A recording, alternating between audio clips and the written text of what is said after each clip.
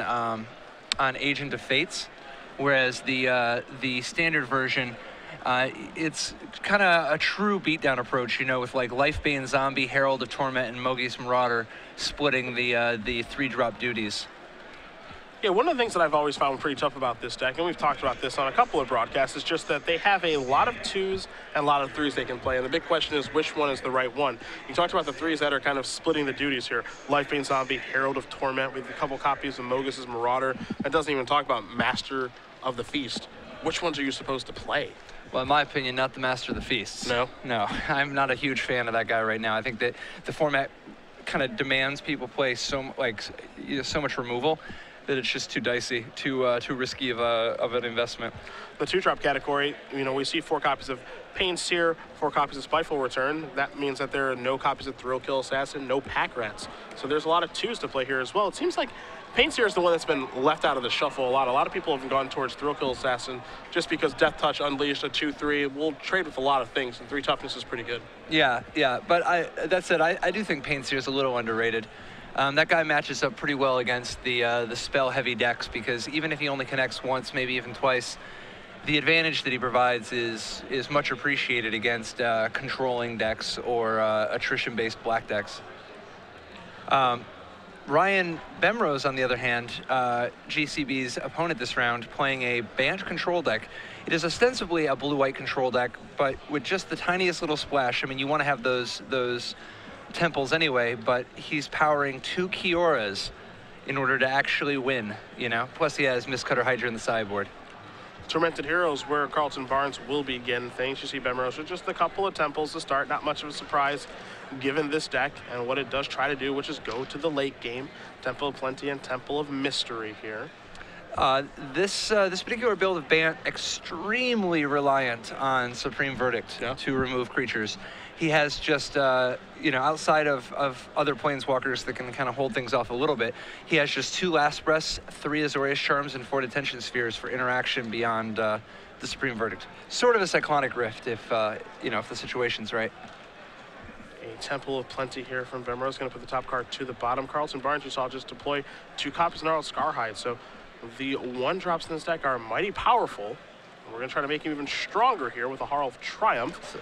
Very timely Syncopate. Yeah, that's going to take care of that. That's going to slow down Carleton Barnes a little bit here, but not much, as he does attack for 6, puts Bemrose down to 12, and Bemrose had better have a Supreme Verdict here, and I think it just came rolling off the top, but there is a Detention Sphere to take care of those. It doesn't have a 4th land. Yeah.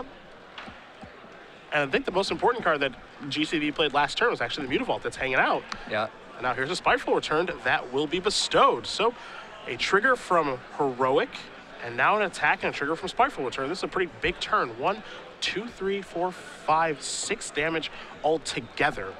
Yeah, not to mention having a Mutavault behind, and if and Bemrose can't solve this with like a removal spell, or, you know, with a sorcery speed removal spell, or else the Spiteful Return will get in there again.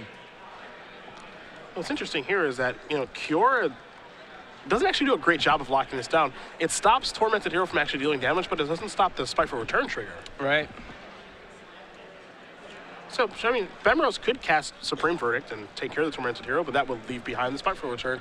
Basically, what all this means is that Bestow is actually pretty good. Oh, yeah. Bestow is quite effective against reactive strategies.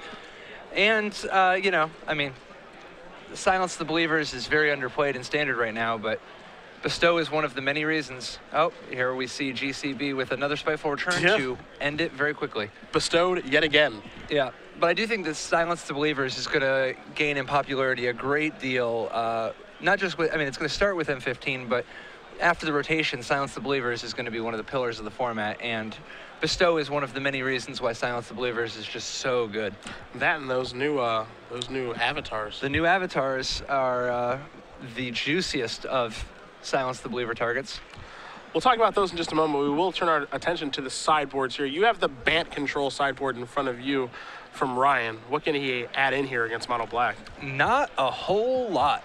I mean, this is not a sideboard or deck that is well set up against Mono Black aggro at all. In theory, he can play 3 Brimaz, King of Oreskes, because at least that can threaten to block. He can Banishing Light if he just really needs some more spot removal, which it's a mediocre way to have to do things, but I think that it'd be worth it.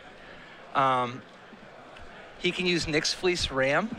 Nyx Fleece Ram is not at its best against black aggro, but it is something, and he just needs cheap plays that can try to buy him a little bit of time.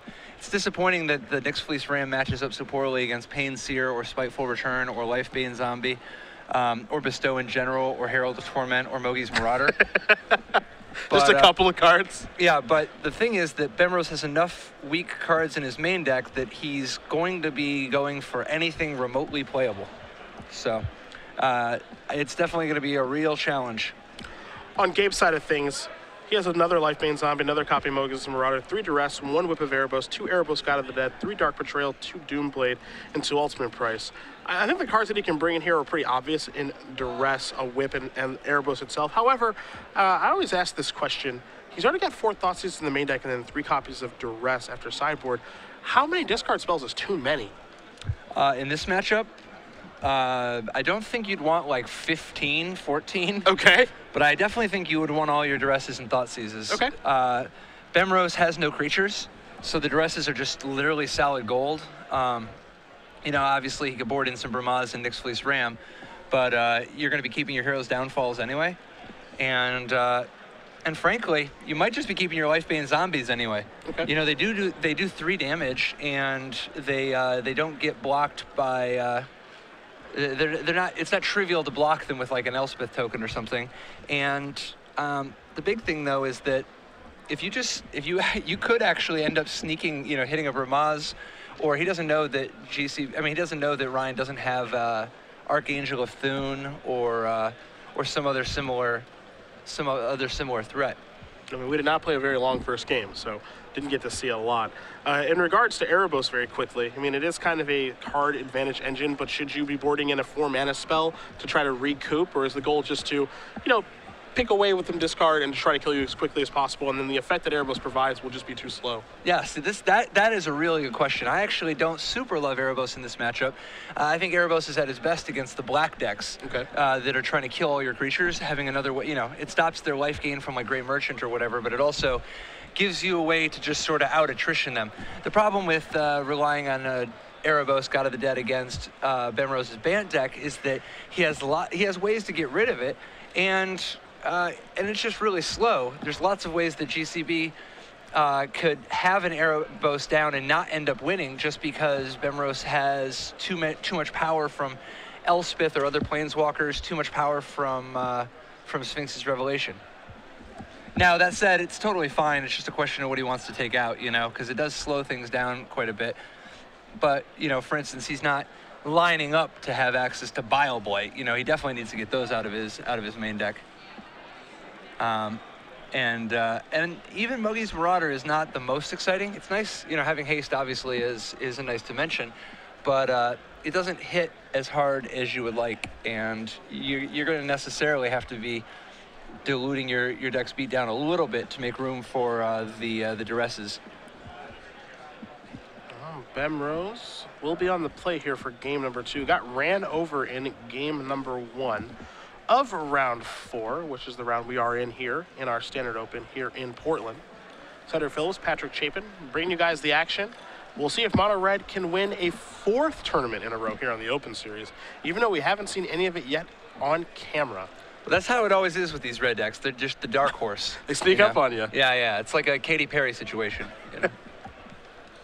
That is my least favorite Katy Perry song. I don't know how she did it. A Nyx Fleece Ram here on turn 2. Let's see if GCB has a removals play. It's got a Spiteful Return. So Ram is obviously a hate card against aggressive decks, but we have seen, you know, better hate cards in the past. How good of a hate card do you think this is against aggressive decks, like as they line up? Because we've seen things, you know, like Core Firewalker, for example. And this one doesn't seem as good as that, of course. I mean, it's fine. It's real good against the red decks. It's, you know, medium against black, but, you know, I'd rather have it than a Core Firewalker in this matchup. Okay. You know, I mean, Core Firewalker obviously is just a stone cold killer against a real red deck. The Nyx Fleece Ram, quite good against red, but a little bit better against other kinds of aggro than the red, you know, than the red hate Core Firewalker would be. What's interesting is how much better the Nyx Fleece Ram is against the standard black aggro decks compared to the block black aggro decks. The block black aggro decks had access to things like Agent of Fates, sometimes even Boon of Erebos. The standard versions, their opponent's decks are too streamlined for such, such nonsense. Mogus Marauder is going to come in. It'll make those 2 black creatures unblockable. Let's see if we're going to see a Kiora here. It's going to be a Jace, actually, and that elevator is going to go up, so that's going to slow down the beats here a little bit. This is actually working really well in Bemrose's favor, assuming he has a Supreme Verdict in hand. It's going to force GCB to continue to extend, and then Verdict can clean up everything and likely leave a Jace behind. So you have to imagine that for the control player here in Ryan, he's got to be happy with how this game's going. Yeah, I mean, the Spiteful Return can't even put pressure on the Jace either from its extra 2 damage. Yep. You know, it's because of its being life loss. Now, it is a losing proposition for Bemrose for GCB to be attacking Bemrose, his Planeswalker, and just every turn send all my guys into the Ram, into the Jace. You know, that's, like, at this point, he's not even putting pressure on Bemrose's life total, and Bemrose is getting closer to the spot where he can just take over with big bombs like Elspeth. Now it's time for a Thoughtseize, which may be a little bit late to the party. You see a Temple of Enlightenment, a Temple of Mystery, and then 2 copies of Supreme Verdict, so one of those is going to bite the dust. But yeah, he wisely chooses the foil. Yeah, got to get that out of here. It's bad for coverage, too. It's hard to read. GCB going to write down those 3 cards. Temple's, of course, doing a fantastic job of saving things around Thoughtseize by leaving them on top of the deck. This is kind of the concern, I think, with discard spells. Of course, they're powerful, but they can show up at the wrong time. Oh, yeah, definitely. Yep, they are high variance. Mutavulch looks like it's going to go active. Time for Nyx Fleece Ram to get its block on. So some damage will get pushed through here, but not a ton. The combination of Jace and Nyx Fleece Ram looks like it's going to be pretty difficult for Carleton Barnes to beat. But if a Supreme Verdict does show up, there are 2 Mutavults back there hanging out for GCB, so not all is lost. Ryan's going to take down here, so there's an Attention Sphere, along with a Temple of Plenty and a Sphinx's Revelation. Pretty big reveal here. Could see Rev by itself. We'll see how Carleton Barnes wants to split these up. It's interesting, the decision to Jace down. You know, like Ryan is definitely saying, I'm not planning on verdicting anytime soon. I'm just going to ride this out. So D-Sphere Versus is the split for GCB. So not scared of giving away Revelation plus a land here at this point. And Bemrose will let the 2 cards go to the bottom and the Detention Sphere go to the grip. There's a Temple of Mystery, top card. We'll see where that chooses to go in just a moment.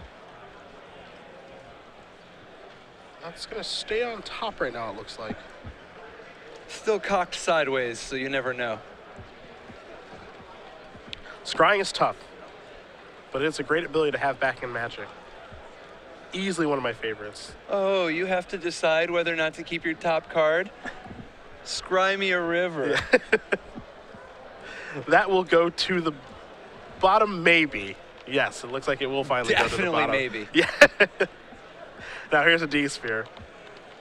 Seems like Spiteful Return is a pretty juicy target there. That card's causing some problems, so that's going to go away. Back to GCB we go. He'll untap those lands along with the Mogus' Marauder. I'll take a draw here. So now GCB has an opportunity to kill Jace. He'll surely take it, right? I have to imagine he will. You know your opponent's hand for the most part. I think you're working with almost perfect information right now because of the Thoughtseize last turn. There might be 1 mystery card hanging out in the hand there for Ryan, but you can make a pretty educated decision on how you want the rest of this game to go. Yeah, I mean, I kind of feel like that Jace was the single biggest problem facing Gabe, and having an opportunity to get rid of it without even having to trade any cards, you know, just take a turn off. He's not going to find too much better of a shot than that. There might be some interest here in Gabe, because I know he has a Herald of Torment in his hand. You can see the 5th Swamp of bestowing on a Mogus Marauder and taking it out that way. Totally Maybe. reasonable. No, that's totally reasonable. I think as long as you kill Jace here. It looks like that's what he's going to do. So. Yeah, I like that. Yeah, and there goes Jace. So this looks to be a pretty productive turn here for Gabe. Yeah, absolutely. He's got a lot going for him now, too. Particularly since the bestow beats are not particularly vulnerable to Supreme Verdict. That's the one thing you got to like about this mono black deck, right? That your deck is pretty good against mass removal because of bestow. And you can reload it pretty quickly, and of course, there's Mutavault out there as well. Oh yeah, absolutely. Yeah, if I only get to like one thing about it, I think it's the Thoughtseize and the Hero's Downfall.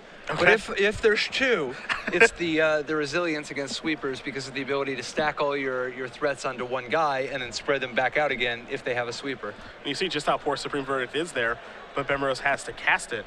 And again, that's some of the appeal of playing mono black aggro. Carleton Bart's able to reload here pretty easily. Drew another Mutavault for the turn. Now we've got a Spiteful Return being bestowed on Herald of Torment, and all of a sudden, a game that was looking pretty difficult for Carleton Barnes isn't looking very difficult at all. Yeah, Ryan, being able to take out Ryan's Jace was just about the best thing that he could possibly hope for. All of a sudden, GCP takes 8. Excuse me, GCP deals 8. Bemrose goes down to 8 and just has to extend the hand. Brutal.